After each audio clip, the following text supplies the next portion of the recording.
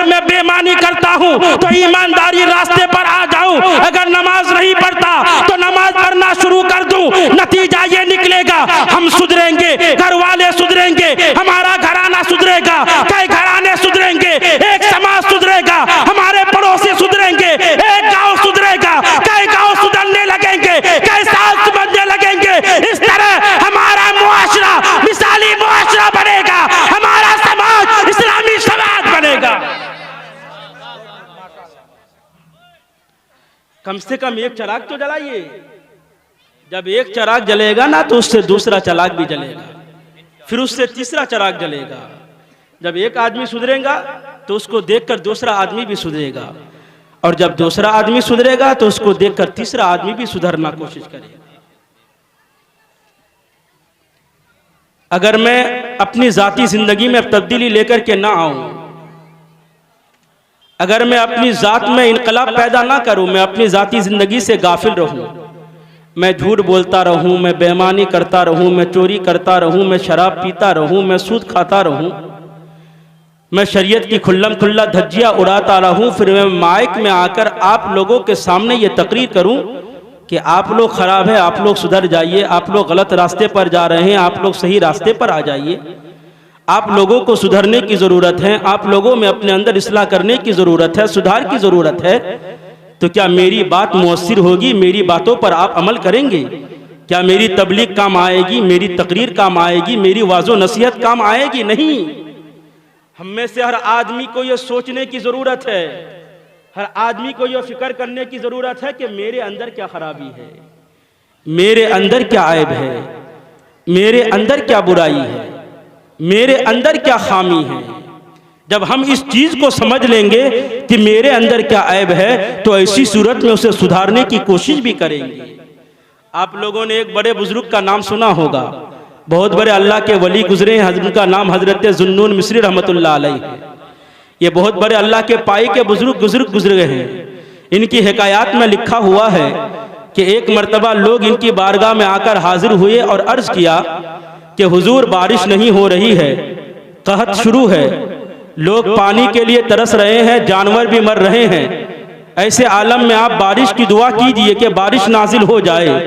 तो हजरत जुन्नून मिस्री रहमतुल्लाह अलैह ने कहा, मैं ऐसा करता हूं कि ये गांव छोड़ करके चला जाता हूं, शायद मेरे अंदर कोई कमी है, शायद मेरे अंदर कोई बुराई है, शायद मेरे अंदर कोई खामी है, शायद मेरे अंदर कोई गुनाह है जिसकी बिना पर बारिश नाजिल नहीं हो रही है।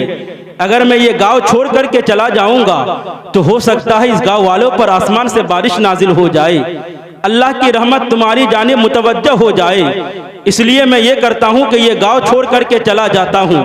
हजरत जुन्नून मिस्री ने यह ख्याल नहीं फरमाया कि इस गांव में तो और भी फासिक लोग हैं, और भी फाजिर लोग हैं, और भी बेईमान लोग हैं, और भी बुरे लोग हैं, और भी नापाक किस्म के लोग हैं, और भी चोर उचक्के रहते हैं, और भी गुंडा मवाली किस्म के लोग रहते हैं, शायद उनकी वजह से गांव में पानी नहीं हो रहा है, बारिश आसमान से नहीं उतर रही है।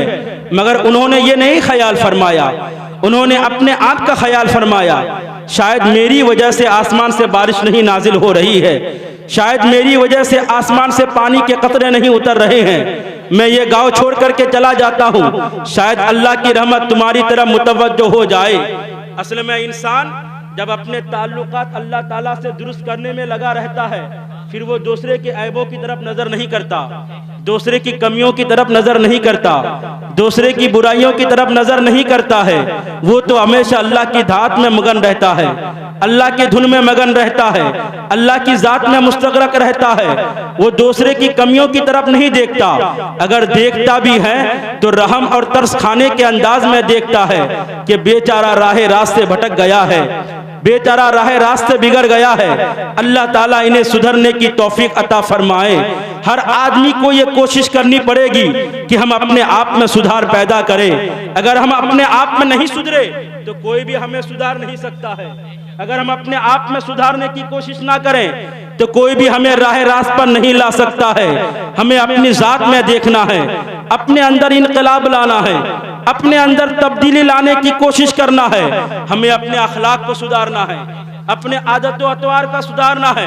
हम अपने अखलाक के ज़रिए से लोगों में महबूब बन सकते हैं, लोगों को अपनी तरफ माइल और मबजूल कर सकते हैं। आप गौर कीजिए, अखलाक के ज़रिए से हम मैदान फतह कर सकते हैं। मैंने एक व्हाट्सएप में देखा, बल्कि फेसबुक में मैंने देखा, राजस्थान का मामला है, अभी इलेक्शन से पहले की बात है। एक पत्रकार ने कुछ किसानों से खेत में जाकर पूछ लिया, आप लोग किसको वोट देंगे? तो उन पत्रकार से लोगों ने कहा, हम लोग तो बीजेपी को वोट देंगे, भारतीय जनता पार्टी को वोट देंगे।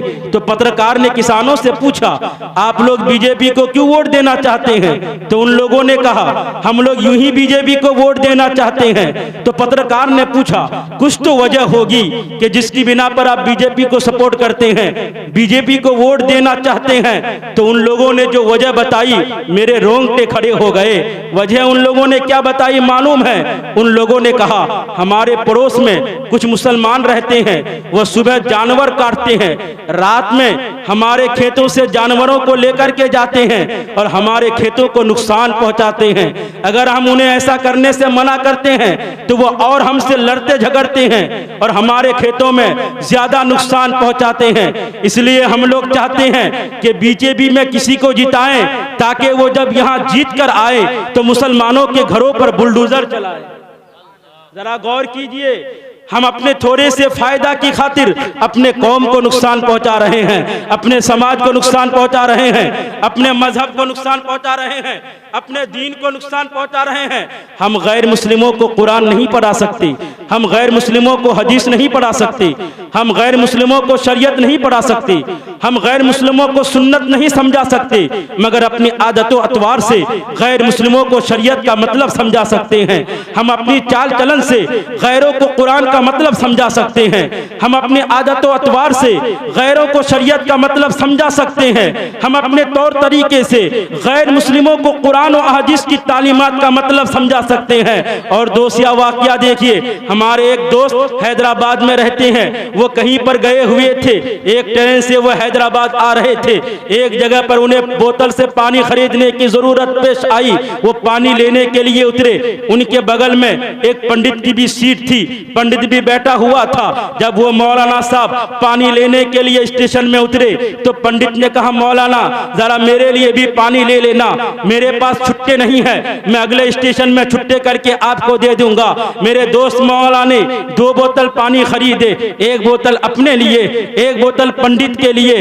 पंडित को पानी का बोतल मौलाना ने पेश किया। जब अगला स्टेशन आया, पंडित ने छुट्टे करा करके वो पानी के बोतल के पैसे देना चाहा तो मौलाना ने कहा, पंडित जी ये पानी का बोतल मेरी तरफ से था, मैंने आपको समझिए हदिया दे दिया, आप मेरी तरफ से कबूल कर लीजिए। वो पंडित खड़ा हुआ, मेरे मौलाना दोस्त के पैर को देखा, सर को भी देखा और उसने ये तासुर दिया अपने लफ्जों में कि ये तो मजहब इस्लाम के मानने वाले ही कर सकते हैं, एक मुसलमान ही कर सकते हैं। जरा गौर कीजिए, एक पंडित ने पानी के बोतल को देख करके ये तासुर देने पर मजबूर हो गया कि एक मुसलमान ही पानी का बोतल किसी को बिला मुआवजा दे सकता है। यानी एक पानी के बोतल ने मजहब इस्लाम का मतलब समझा दिया, दीन का मतलब समझा दिया, शरीयत का मतलब समझा दिया, कुरान का मतलब समझा दिया। क्या पता चला हम गैरों को कुरान नहीं पढ़ा सकते, गैरों को सुन्नत नहीं पढ़ा सकते, गैरों को शरीयत नहीं समझा सकते, मगर अपने अखलाक के जरिए से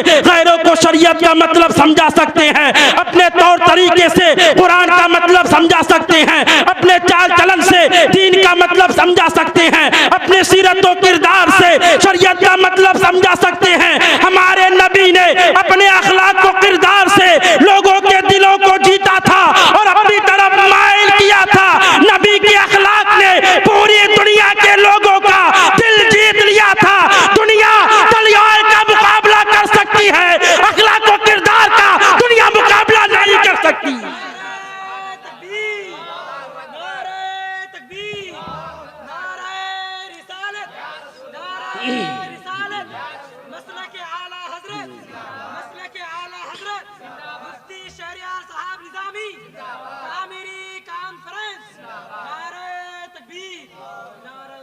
दुनिया तलवार का मुकाबला कर सकती है, कोई अखलाक व किरदार का मुकाबला नहीं कर सकता। हमारे मुसलमानों के अखलाक बहुत बुरे हो चुके हैं। हमारे दीन के अंदर 5 शोबे हैं, 5: अकाइद, इबादात, मुआमलात, अखलाक और हुस्न मुआशरत। दीन इन 5 शोबों से मिलकर मुकम्मल होता है। अगर इनमें से एक में भी कमी रह जाएगी तो दीन मुकम्मल नहीं होगा। अल्हम्दुलिल्लाह हम लोग टनाटन सुन्नी मुसलमान हैं, इसमें कोई शक नहीं है, मगर हमारे अखलाक अच्छे नहीं हैं, हमारे तौर तरीके अच्छे नहीं हैं, हमारी चाल चलन अच्छी नहीं है। एक मुसलमान को बाखलाक होना चाहिए, उनके किरदार अच्छे होने चाहिए, उनकी सीरत अच्छी होनी चाहिए, उनकी वज़ाक़त अच्छी होनी चाहिए, रफ्तार और गुफ्तार सही होना चाहिए। आज हम मुसलमानों के रफ्तार, गुफ्तार, चाल चलन, बातचीत, बोल चाल, तौर तरीके कुछ भी सही नहीं है। कुरान अजीम में अल्लाह ताला ने अपने हबीब के बारे में इरशाद फरमाया, इन्नका लअला खुलुक़िन अज़ीम, ऐ महबूब आप तो बुलंद अखलाक पर फाइज हैं। फाजिल बरेलवी ने इस आयत की तर्जुमानी करते हुए लिखते हैं, तेरे खुल्क को हक ने अजीम कहा, तेरे खिल्क को हक ने जमील कहा, कोई तुझसा हुआ ना होगा शाह, तेरे खालिक हुस्न अदा की कसम। मुसलमानों को अखलाकमंद होना चाहिए, मगर आज हमारे अखलाक सही नहीं है। हदीस शरीफ सुनिए, अल्लाह के रसूल इरशाद फरमाते हैं कि एक मोमिन दूसरे मोमिन के लिए आईना की मानिंद होता है। आईना जानते हैं ना, जिसमें आप अपना चेहरा देखते हैं। एक मोमिन दूसरे मोमिन के लिए आईना की मानिंद होता है। आईना जिसमें हम अपना चेहरा देखते हैं, वो हमारे चेहरे पर लगे गर्दो गुबार को जाहिर कर देता है। कहाँ पर दाग है, कहाँ पर धब्बा है, कहाँ पर गर्दो गुबार है, कहाँ पर जर्रात लगे हुए हैं, वो आईना हमें बता देता है। तो एक मोमिन दूसरे मोमिन के लिए आईना की मानिंद होता है। आईना हमारे चेहरे पर लगे दाग धब्बों को तो दिखा देता है, जाहिर कर देता है, मगर ये आईना मुआशरे में, समाज में जाकर ढंडोरा पीट कर ये ऐलान नहीं करता कि फुला के चेहरे में दाग है, फुला के चेहरे में धब्बे हैं, फुला के चेहरे में ऐब है, फुला के चेहरे में ये कमी पाई जाती है। नहीं, ऐलान नहीं करता है। महज हमारे चेहरे, हमारे शक्ल सूरत को दिखाता है, हमारे दाग धब्बों को जाहिर करता है। मुआशरे में ढंडोरा पीट कर ऐलान नहीं करता कि फुला के चेहरे पर दाग लगा है, फुला के चेहरे पर धब्बा लगा हुआ है, फुला के चेहरे में कमी है, फुला के चेहरे में ऐब है, जाहिर नहीं करता। तो एक मोमिन को दूसरे मोमिन के लिए आईना करार दिया गया, आईना की मानिंद है। तो एक मोमिन को दूसरे मुसलमान के बारे में भी खैर खां होना चाहिए। अगर हम किसी मोमिन के बारे में देखें कि इस मुसलमान के अंदर कोई ऐब है, कोई कमी है, कोई बुराई है, कोई नुकसान है, कोई खामियां हैं, तो हम उस ऐब को, उनकी कमियों को मुआशरे में, समाज में लोगों को जाकर के ढंडोरा पीट कर ऐलान ना करें कि फुला के अंदर ऐब है, फुला के अंदर कमी है, फुला के अंदर बुराई है, फुला तो ऐसा है, फुला तो वैसा है। अगर हमें मुसलमान हैं तो एक खैर खाना तरीका अपनाना चाहिए और उनके करीब जाकर के खैर खाही के तौर पर उनके कंधे पर हाथ रख करके समझदारी के अंदाज में कहना चाहिए, जनाब आपके अंदर ये बुराई पाई जाती है, आप इन बुराइयों को दूर कर ले। इनको कहा गया है कि दीन में नसीहत है, खैर खाई है, इसमें सवाब मिलेगा। लेकिन अगर आपने मुआशरे में ऐलान किया, ढंडोरा पीट कर ऐलान किया, तो ये एक मुसलमान को तकलीफ देना हुआ, एक मुसलमान को तकलीफ देना जायज नहीं है। हदीस शरीफ में है, हुजूर नबी करीम इरशाद फरमाते हैं कि तुम में से सबसे ज्यादा मेरे नजदीक क़यामत के दिन और सबसे ज्यादा प्यारे वो लोग होंगे जिनके अखलाक अच्छे होंगे, जिनके तौर तरीके अच्छे होंगे। याद रखिए, जो दरख्त फलदार होता है लोग उसे अपने आंगन में लगाते हैं, अपने बागात में लगाते हैं, बागीचे में लगाते हैं, अपने सिहन में लगाते हैं, अपने घरों के बगल में लगाते हैं। लेकिन जिस दरख्त में कड़वे फल लगते हैं, जिस दरख्त के फल मीठे नहीं होते, या जिस दरख्त में कांटे ही कांटे होते हैं या कीड़े लगते हैं, तो लोग ऐसे दरख्त को अपने घरों से निकाल देते हैं, जड़ समेत उखाड़ कर फेंक देते हैं। ऐसे दरख्तों को लगाते नहीं हैं, ऐसे दरख्तों को अपने बागात में जगह नहीं देते हैं। इसी तरह जिस इंसान के अखलाक अच्छे होते हैं तो लोग उन्हें अपने करीब करते हैं, उन्हें दोस्त बनाते हैं, उनके साथ उठते बैठते हैं, उनके साथ मील जुल रखते हैं, बाहम शीरो शकर होकर के रहते हैं, उनकी संगत में जिंदगी गुजारने की आरजू और तमन्ना करते हैं। मगर जिनके अखलाक बुरे होते हैं, जिनकी आदतों अतवार बुरी होती हैं, तो ऐसे लोगों को लोग करीब नहीं करते, उनके करीब उठना बैठना नहीं चाहते, उनके करीब जाना पसंद नहीं करते, उनके करीब रहना पसंद नहीं करते, बल्कि अगर वो रास्ते से आते हैं तो लोग रास्ता छोड़कर चले जाते हैं, रास्ता काट करके चले जाते हैं। क्या पता चला अगर हमारा अखलाक अच्छा होगा तो लोग हमें चाहेंगे, हमें अपनी आंखों का सुरमा बनाएंगे, अपने दिलों में जगह देंगे, हमें अपने घर में रखना पसंद करेंगे। अगर हमारे अखलाक अच्छे नहीं हो तो लोग हमें धुतकार देंगे, लोग हमें शैतान कहेंगे, लोग हमें बदमाश कहेंगे, लोग हमें बदतमीज कहेंगे, लोग हमें अपने घर में बैठाने में ज़हमत तक गवारा नहीं करेंगे। हमारे अखलाक अच्छे होने चाहिए, हमारे तौर तरीके अच्छे होने चाहिए। हदीस शरीफ में है सबसे बेहतर इंसान वो है जिसके अखलाक अच्छे होते हैं, और तुम में से सबसे बेहतर वो है जिनमें जो तुम में से दूसरे को नफा पहुंचाए, यानी वो आदमी जिसकी जात से दूसरे को फायदा मिलता है, फायदा पहुंचता है, ऐसा आदमी लोगों में सबसे बेहतर है, लोगों में सबसे अच्छा है। हमें लोगों के दरमियान में रहमत बनकर के रहना चाहिए, ज़हमत बनकर के नहीं रहना चाहिए। कुछ लोग ऐसे गांव में रहते हैं, समाज में रहते हैं, जो अल्लाह वालों के लिए ज़हमत बनकर के रहते हैं, वबाले जान बनकर के रहते हैं, लोगों का जीना दुश्वार कर देते हैं, लोगों का चैन और सुकून छीन लेते हैं। ऐसा आदमी हकीकत में इंसान कहलाने के लायक नहीं है। ऐसे लोग तो जानवरों की तरह है, बल्कि जानवरों से भी बदतर है। कुरान कहता है उलाइका कल अनआम बल हुम अदल, ऐसे लोग तो जानवरों की तरह हैं, बल्कि जानवरों से भी बदतर है। इमाम गजाली लिखते हैं जानवर तीन तरह के होते हैं।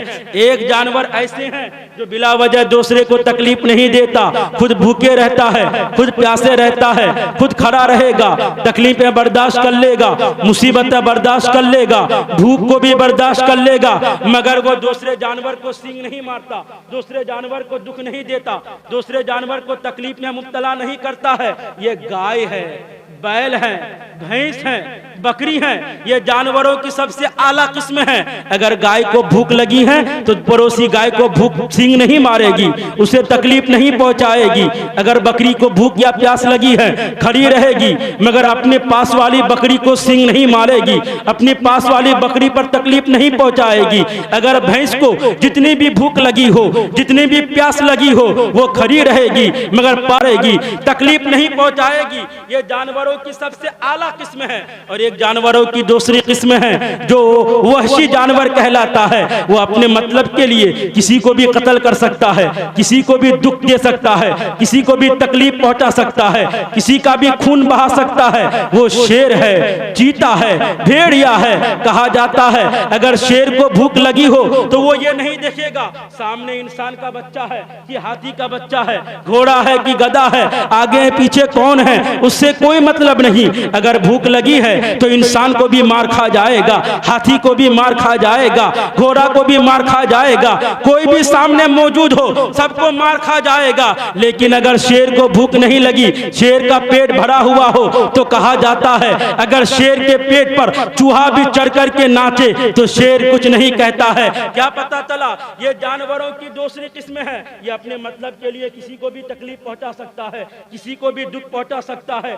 किसी को भी परेशानी में डाल सकता है। लेकिन अगर इसका मतलब है पूरा हो गया, इसका पेट भर गया, इसको भूख नहीं है, तो फिर आगे भी नहीं देखता, पीछे भी नहीं देखता, ये किसी पर हमला नहीं करता। ये जानवरों की दूसरी किस्म है जो वहशी जानवर कहलाते हैं। और एक जानवरों की तीसरी किस्म है जो मूजी जानवर कहलाते हैं, जिसकी फितरत में है दूसरे को तकलीफ देना, बिला वजह दूसरे को परेशान करना, बिला वजह दूसरे को दुखो दर्द में मुब्तला कर देना। सांप है और बिच्छू है। सांप इंसान को काटता है, इंसान को डस लेता है, बिच्छू इंसान पर हाथ में डंक मारता है, पैरों में डंक मारता है, जिसमें डंक मारता है। जरा बताइए सांप का इंसान को काट लेने से सांप की कौन सी प्यास बुझ जाती है, कौन सी भूख मिट जाती है? नहीं नहीं। बिच्छू का इंसान को डंक मारने से बिच्छू की कौन सी भूख मिट जाती है, कौन सी प्यास बुझ जाती है? नहीं नहीं। ये बिच्छू और सांप की फितरत में है दूसरे को तकलीफ पहुंचाओ,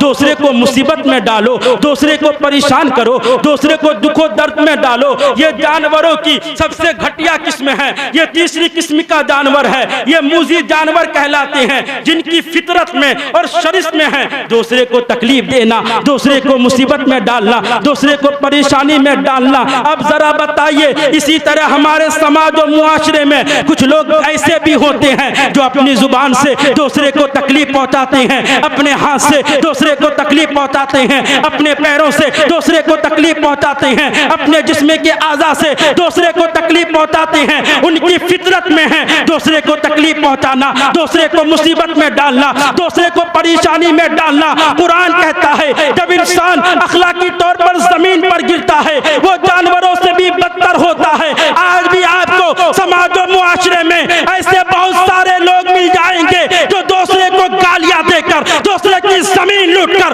दूसरे को मारकर उस पर खुशियां मनाता है। बहुत सारी औरतें आपको रोज ऐसी मिलेगी जो दूसरे को जला जला कर गालियां देती है, बुना बुना कर गालियां देती है और कहती है आज मैंने फुला की माँ को जला जला कर गालियां दी है, बुला बुला कर गालियां दी है। याद रखो भोले भाले बुढ़ियान के मुसलमानों, जब इंसान अखलाकी तौर पर जमीन पर गिरता है तो ऐसा इंसान जानवरों से भी बदतर होता है। कुरान कहता है उलाइका कल अनआम बल हुम अदल, ऐसे लोग जानवरों की तरह हैं बल्कि जानवरों से भी बदतर है। जिनके अखलाक बुरे होते हैं, जिनके तौर तरीके बुरे होते हैं, जिनकी बोल चाल गलत है, जिनकी आदत अतवार सही नहीं है, जो अपनी जुबान से दूसरे को तकलीफ देते हैं, जो अपने हाथ पैर से दूसरों पर जुल्म करते हैं। कुरान कहता है ऐसा इंसान इंसान नहीं, ये तो जानवरों से भी बदतर है। हमें अपने अखलाक पर गौर करना चाहिए। आज लब्बैक या रसूलुल्लाह सामने बैठे नौजवान बेहाल हो रहे थे। जुलूस मोहम्मदी में भी यह नजारा देखने को मिलता है। सबकी जुबान पर लब्बैक या रसूलल्लाह, लब्बैक या रसूलल्लाह। यह हमारा नारे तकबीर भी अपनी जुबान से लगाना महज दिखावा है। यह हमारा नारे रिसालत भी अपनी जुबान से लगाना महज दिखावा है। हमारे नारे, हमारे दावे महज रस्मी है, दिखावा है, फॉर्मेलिटी के तौर पर है। हकीकत में हम अल्लाह से मोहब्बत करते ही नहीं हैं। हकीकत में हम रसूलुल्लाह के गुलाम हैं ही नहीं है। हकीकत में हम गौस के दामन को पकड़े ही नहीं है। नारा लगाते हैं, नारे तकबीर जोश में आकर, नारे रिसालत, गौस का दामन नहीं छोड़ेंगे। कहां गए वो नारा लगाने वाले जो उछल कूद कर यहां नारा लगा रहे थे? हकीकी मुसलमान होते, अल्लाह के हकीकी बंदे होते, रसूलुल्लाह के सच्चे गुलाम होते तो अपने वादा पर यहां कायम रहते। हमारा नारा लगाना दिखावा है, हमारा काम करना महज रस्मी और फॉर्मेलिटी के तौर पर है। हम हकीकत में रसूलुल्लाह के गुलाम हैं ही नहीं। हमारा दीन हमसे अमल का मुतालबा करता है, हमारा दीन हमसे काम का मुतालबा करता है। रस्मी नारों से कोई फायदा नहीं है, रस्मी मोहब्बत से कोई फायदा नहीं है, दिखावे के काम से कोई फायदा नहीं है। हमारे दीनों मजहब में वही काम मोतबर है जो काम खुलूस नियत से किया जाए, मोहब्बत से किया जाए। हमारे नबी इस दुनिया में लोगों को दीन सिखाने के लिए आए थे। हमारे नबी ने लोगों को दीन सिखाया, सहाबाए किराम ने दीन सीखा और उस पर अमल करके दिखाया। यही वजह है कि नबी के एक एक सहाबी हमारे नबी के ऐसे जानिसार और फिदाकार थे कि हमारे नबी के जुबान से अगर थूक भी निकलते थे तो जुबान पर गिरने नहीं देते थे, अपने हाथों में लेकर जिस्मों पर मल लिया करते थे। अगर किसी को नबी के जुबान से निकला हुआ थूक नहीं मिलता था तो जिन हाथों में थूक मिला होता था उन हाथों को मलकर अपने बदन पर मल लिया करते थे। सहाबा ऐसे आशिक थे हमारे नबी के, सहाबा ऐसे गुलाम थे हमारे नबी के, सहाबा ऐसे चाहने वाले थे हमारे नबी के कि हम वाकई ऐसा चाहते हैं नबी को, कि वाकई हम हुजूर गौ से पाक के ऐसे दीवाने हैं। हमारा तो नारा भी दिखा हुआ है, हमारा तो नारे रिसालत भी दिखा हुआ है, हमारा तो गौस का दामन नहीं छोड़ेंगे भी दिखा हुआ है।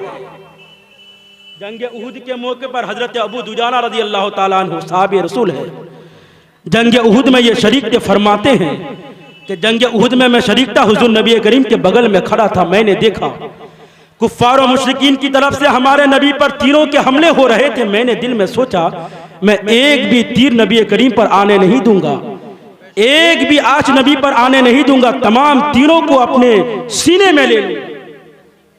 फिर हजरत अबू दुजाना फरमाते हैं, मैंने ऐन जंग की हालत में सोचा अगर मैं नबी के सामने जाकर खड़ा हो गया तो नबी तो मेरे पीठ पीछे खड़े हो जाएंगे। ऐन जंग की हालत में भी ये बेअदबी गवारा नहीं की कि नबी मेरे पीठ के पीछे खड़े हो जाए, वो नबी के सामने सीना तान कर खड़े हो जाते हैं और तमाम तीरों को अपने पीठ पर ले लेते हैं। ऐसे सहाबा फिदाकार थे नबी के, जानिसार थे नबी के, चाहने वाले थे नबी के। ऐसी मिसाल, ऐसी फिदाकारी के नमूने, ऐसी जानिसारी के नमूने, ऐसी आशिकी के नमूने कहीं और नहीं मिलेंगे, फकत मजहब इस्लाम में मिलेंगे।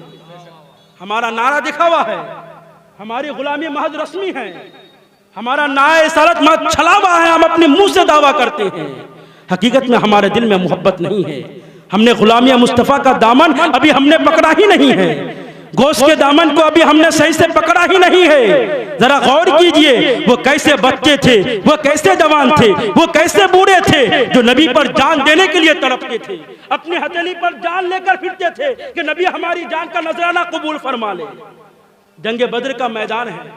हजरत अब्दुर्रहमान बिन औफ फरमाते हैं, मैंने अपने दाएं बाएं देखा कि अगर बड़े बड़े ताकतवर लोग हो तो हम उनसे मदद कर लेंगे, एक दूसरे की जंग के मैदान में मदद करेंगे। लेकिन मैंने जब दाएं जानिब देखा तो एक छोटा बच्चा खड़ा था। उस छोटे बच्चे ने मेरी आस्तीन पकड़ी और कहा, अंकल क्या आप मुझे बता सकते हैं कि अबू जहल कौन है? मैंने कहा, बेटा तुम्हें अबू जहल से क्या मतलब, क्या गर्ज है? तो उस बच्चे ने कहा, सुनने में आया है कि अबू जहल नबी को गालियां देता है, अगर आज मैंने अबू जहल को पा लिया तो उसका काम तमाम कर दूंगा। फिर मैंने जब बाएं जानिब देखा तो एक छोटे बच्चे ने मेरी आस्तीन पकड़ी और कहा, अंकल क्या आप बता सकते हैं कि अबू जहल कौन है? तो मैंने कहा, बेटा तुम्हें अबू जहल से क्या मतलब है? तो उस बच्चे ने कहा, अंकल सुनने में आया कि अबू जहल नबी की शान में गुस्ताखिया करता है, अगर आज मैंने अबू जहल को पा लिया तो उसकी गर्दन उड़ा दूंगा। छोटे छोटे बच्चे मरने के लिए तड़प रहे हैं, जरा गौर कीजिए। ये मैदान बद्र का वाकया है। ये दोनों भाई मैदान बद्र में जाने से पहले नबी की बारगाह में इजाजत लेने के लिए आए थे, ऐ अल्लाह के रसूल हमें भी मैदान बद्र में जाने की इजाजत दे दी जाए। हुजूर नबी करीम ने दोनों भाई से फरमाया, तुम तो अभी छोटे हो, मैदान बद्र में बड़े ताकतवर लोगों का काम है, वहां दो दो हाथ होना है, दुश्मन इस्लाम से मुकाबला करना है, बाजुएं भी कर सकती है, सीना भी छलनी हो सकता है, गर्दन भी कर सकती है, तुम नहीं जा सकते। बड़े ने इसरार किया, नबी मुझे जाने की इजाजत दे दी जाए। हुजूर नबी करीम ने बड़े को जाने की इजाजत दे दी। छोटे से फरमाया, तुम अभी नहीं जा सकते हो, तुम तो छोटे हो, मैदान जंग में तुम जाकर क्या करोगे? छोटा भाई तरफ तरफ कर रोने लगा, ऐ अल्लाह के रसूल बड़े भाई को इजाजत मिल गई है, मुझे भी जंग में जाने की इजाजत दे दी जाइए। सरकार ने फरमाया, तुम तो अभी छोटे हो, मैदान जंग में जाकर क्या करोगे? छोटे ने अर्ज किया, अल्लाह के रसूल आप मरे बड़े भाई से कुश्ती लड़ा कर देख लीजिए, अगर मैं कुश्ती जीत गया तो मुझे मैदान बद्र में जाने की इजाजत दे दी जाए। थोड़ी देर के बाद दोनों भाई की कुश्ती कराई जाती है। छोटा बड़े के कान में कहता है, ऐ भाई आप तो खुश नसीब हो, आपको तो मैदान बद्र में जाने की इजाजत मिल गई है, मैं ही महरूमुल किस्मत हूँ, मुझे मैदान बद्र में जाने की इजाजत नहीं मिली है। आप जानबूझकर हार जाइए ताकि मुझे भी नबी मैदान बद्र में शामिल होने की इजाजत दे दे। थोड़ी देर की कुश्ती चलने के बाद बड़ा जानबूझकर नीचे गिर पड़ता है, छोटा बड़े के सीने पर चढ़ बैठता है, नबी की तरफ ललचाई हुई नजर से देखता है, ऐ अल्लाह के रसूल अब तो मैदान बद्र में जाने की इजाजत दे दी जाए। नबी ने दोनों भाई को मैदान बद्र में जाने की इजाजत दे दी। ऐ बोले वाले बुरहान के मुसलमानों, जरा सोचो तो सही, वो मैदान बद्र का मैदान था, कोई खेल का मैदान नहीं था, सैरो तफरी का मैदान नहीं था, घूमने का मैदान नहीं था, मेला ठेला का मैदान नहीं था, बद्र का मैदान था। गर्दनें भी कट सकती है, बाजुएं भी कट सकती है, टांगें भी जुदा हो सकती है, मगर बच्चा है नबी पर मरने के लिए तैयार है, बूढ़ा है नबी पर मरने के लिए तैयार है, जवान है नबी पर मरने के लिए तैयार है। अरे जिस कौम के बच्चों का ये जज्बा हो, उस कौम के जवानों का जज्बा क्या होगा? उस कौम के बड़ों का जज्बा क्या होगा? आज ऐसा है ईमान हमारे दिल में, है ऐसी मोहब्बत हमारे दिल में, हकीकतन में हम रसूलुल्लाह के गुलाम हैं ही नहीं। हमारा नारा दिखावा है, हमारी मोहब्बत खोखली है जिसमें कोई जान नहीं है, कोई हकीकत नहीं है। हमारे काम दिखावे के तौर पर करते हैं, रस्मी तौर पर करते हैं, फॉर्मेलिटी के तौर पर करते हैं। हमारे दीन और मजहब में वही काम मोतबर है, वही काम अजर व सवाब के लायक है जिस काम में खुलूस हो, जिस काम में लिल्लाहियत हो, जिस काम में अल्लाह की मोहब्बत हो, अल्लाह की रज़ा हो। आज आप कैसे मुसलमान हैं जो हम अपनी जिंदगी गैर इस्लामी तरीके पर गुजार रहे हैं। ना हमें खाने का तरीका मालूम, ना हमें पीने का तरीका मालूम, ना हमें सोने का तरीका मालूम, ना हमें जागने का तरीका मालूम। हम अपनी शब रोज की जिंदगी कैसे गुजारे हमें नहीं मालूम है। जरा मुझे आप बताइए, क्या एक मुसलमान की शान है झूठ बोलना? क्या एक मुसलमान की शान है चोरी करना? क्या एक मुसलमान की शान है बेईमानी करना? क्या एक मुसलमान की शान है सूद खाना? क्या एक मुसलमान की शान है होटलों में बैठकर दूसरे की बुराई करना? क्या एक मुसलमान की शान है कि उनके बहू बेटियां बेपर्दा होकर घरों से बाहर निकले? क्या एक मुसलमान की शान है कि वो बेमानियां करे? क्या एक मुसलमान की शान है वो फितनेबाजियां करे? क्या एक मुसलमान की शान है वो हुल्लड़बाजी करे? क्या एक मुसलमान की शान है कि वो दुनिया के नशे में चूर चूर हो जाए? कुरान कहता है झूठ बोलना एक मुसलमान की अलामत नहीं है, चोरी करना मुसलमान की शान नहीं है, ज़िना करना मुसलमान की पहचान नहीं है, झूठ बोलना मुसलमान की शान नहीं है, बेईमानी करना मुसलमान की शान नहीं है, सूद खाना मुसलमान की अलामत नहीं है, होटलों में बैठकर दूसरे की बुराई और ग़ीबत करना मुसलमान की शान नहीं है, दुनिया के नशे में चूर चूर हो जाना मुसलमान की शान नहीं है। कुरान कहता है जिसका दुनिया में हिस्सा है उसका आखिरत में हिस्सा नहीं है। एक मुसलमान को कुरान और हदीस के मुताबिक जिंदगी गुजारने की कोशिश करनी चाहिए, और जब तक हम नहीं सुधरेंगे हमें कोई माय का लाल सुधार ही नहीं सकता। इसलिए तमाम तकरीरें रायगा जा रही है, बर्बाद हो रही है। ये नात खानी, ये तकरीरें, ये जलसे, ये कॉन्फ्रेंसेस सारे के सारे बर्बाद हो रहे हैं क्योंकि हम अपनी जात में इनकलाब लाना ही नहीं चाहते, अपनी जात में तब्दीली लाना ही नहीं चाहते, अपने अंदर सुधार करने की कोशिश करना ही नहीं चाहते। अल्लाह की बारगाह में दुआ है अल्लाह ताला हमें अपनी शबो रोज़ को कुरान और हदीस के मुताबिक गुजारने की तौफीक अता फरमाए। वमा अलैना इल्लल बलाग। बन इस अशार के साथ 100 बार चमन महका, 100 बार बाहर आई, दुनिया की वही रौनक, दिल की वही तन्हाई, दुनिया की महफिलों से उकता गया हूँ या रब, क्या लुत्फ़ अंजुमन का जब दिल ही बुझ गया हो। अस्सलाम।